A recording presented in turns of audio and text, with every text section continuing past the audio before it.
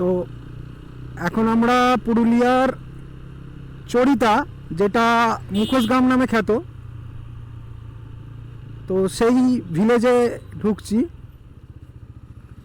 তো ভাবো পৃথিবীতে কত কিছু আছে, শুধু মুখোশের একটা গ্রাম। হ্যাঁ,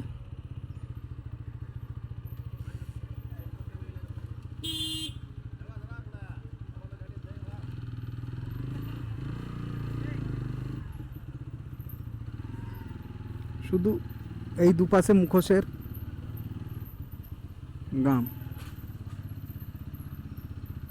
নানা রকম খালি মুখোশ তৈরি হয়। একটা গ্রাম টোটালি মুখোশ তৈরির জন্য বিখ্যাত।